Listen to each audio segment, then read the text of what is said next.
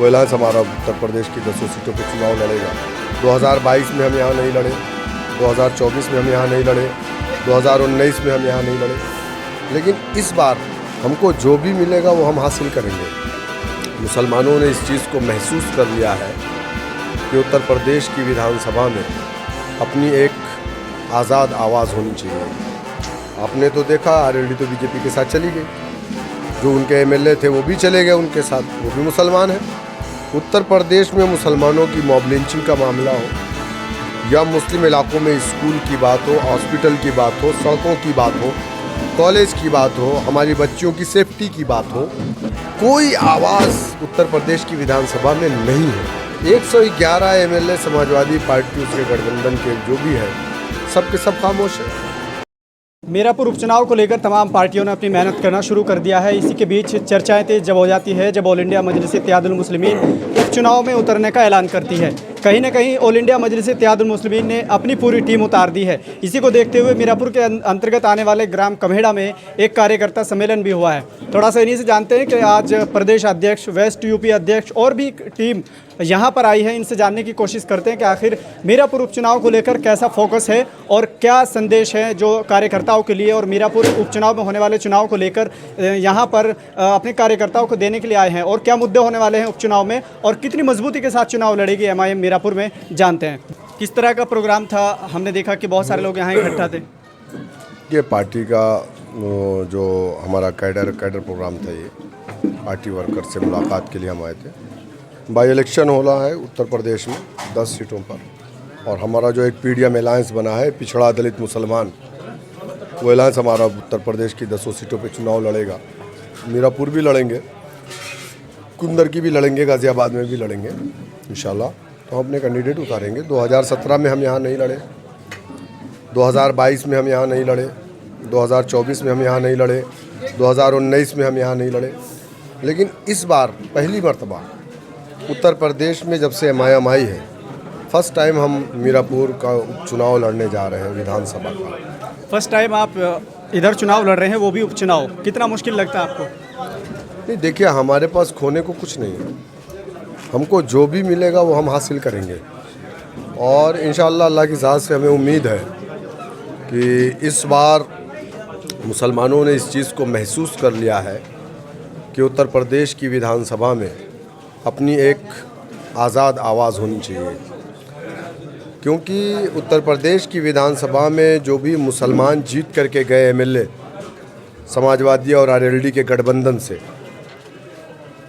आपने तो देखा आरएलडी तो बीजेपी के साथ चली गई, जो उनके एमएलए थे वो भी चले गए उनके साथ, वो भी मुसलमान हैं। बीजेपी को रोकने के लिए ये गठबंधन बना था, और आज वो मुसलमान एमएलए जो जीत करके उस गठबंधन से गए हैं, उत्तर प्रदेश में मुसलमानों की मॉब लिंचिंग का मामला हो या मुस्लिम इलाकों में स्कूल की बात हो, हॉस्पिटल की बात हो, सड़कों की बात हो, कॉलेज की बात हो, हमारी बच्चियों की सेफ्टी की बात हो, कोई आवाज़ उत्तर प्रदेश की विधानसभा में नहीं है। 111 एमएलए समाजवादी पार्टी उसके गठबंधन के जो भी है सबके सब खामोश है। भाई अगर बीजेपी हमारे साथ नाइंसाफ़ी कर रही है तो नाइंसाफ़ी के ख़िलाफ़ बोलने का काम विपक्ष का है, तो विपक्ष भी खामोश रह करके तो वो बीजेपी के हाँ में हाँ तो मिला रही है ना। आप देखिए ना उत्तर प्रदेश में लगातार मुसलमान, पार्लियामेंट इलेक्शन के बाद से कई मुसलमानों की लिंचिंग हो गई। उत्तर प्रदेश में हुई है और भी जगहों पे हुई है, हिंदुस्तान के मुख्तलिफ शहरों में हुई है। कोई आवाज़ है आपके पास? कोई नहीं है। जब तक आपकी एक इंडिपेंडेंट आवाज़ नहीं होगी, जब तक आपके मसले का हल नहीं होगा। इसलिए और जिस समाज का सियासत में उसकी अपनी नुमाइंदगी नहीं होगी, उस समाज की कोई ना पहचान होगी, ना उस समाज को इंसाफ मिलेगा। लगातार आप अपनी क़यादत और अपनी सियासत की बात करते हैं, और उसके बाद आप कई चुनाव लड़ भी लिए हैं। लोकसभा का आपने नहीं लड़ा है, लेकिन उसके बाद भी जनता का दिमाग आखिर क्यों ब्रेन वॉश हो जाता है? वो क्यों आपको वोटों में आपको आपके इत्तेहाद और आपकी सियासत, आपकी क़यादत को क्यों नहीं समझ पाता?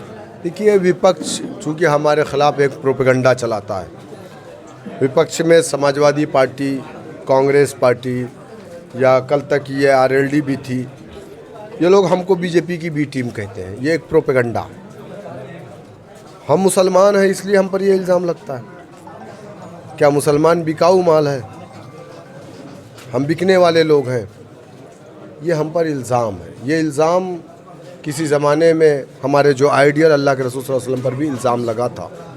जब हमारे आका पर वही आती थी तो मुखालिफिन कहते थे कि नहीं नहीं ये तो जादूगर है, ये तो शायर है, अगर नबी था तो हमारे कबीले में क्यों नहीं आया। तो इनका भी यही मकसद है कि अगर मुसलमान है तो सियासत में कैसे हरे परचम के नीचे जाएगा, बैरिस्टर के साथ नहीं हमारे साथ आए तब तो वो मुसलमान नेता है, अगर वो बैरिस्टर के साथ है तो वो मुसलमान नेता नहीं है। तो इस तरीके के इल्ज़ाम हम पर लगते हैं, लेकिन जो लोग इल्ज़ाम लगाते थे आज वो बीजेपी के साथ हैं। हमारा समाज इस बात को समझ रहा है, हम पर इल्ज़ाम लगाने वाला कोई हिंदू नहीं, हम पर इल्ज़ाम लगाने वाला मुसलमान वो दलाल है समाजवादी वो कांग्रेस का, जिसकी दुकान बंद होने का ख़तरा है। आपसे ये जानना चाहूँगा, जैसे गाँव के बाद मॉब लिंचिंग की लगातार घटनाएं सामने आ रही हैं, उसको लेकर एमआईएम उत्तर प्रदेश क्या कदम उठा रही है जो उत्तर प्रदेश में हो रही है, या फिर इस पूरे घटनाक्रम को लेकर क्या सोचते हैं आप? देखिए, हमारे लीडर ने कल पार्लियामेंट के अंदर उत्तर प्रदेश ही नहीं बल्कि हिंदुस्तान में हो रही इन घटनाओं के खिलाफ आवाज़ उठाई है, और बहुत जल्द इंशाअल्लाह ताला हम लोग इस पर एक बड़ी तहरीक, बड़ा आंदोलन खड़ा करेंगे।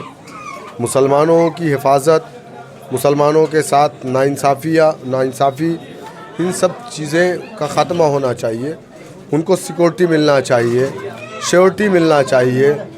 और आए दिन आप देखते होंगे कि कोई ना कोई मुंह उठा के कुछ भी बोल देता है।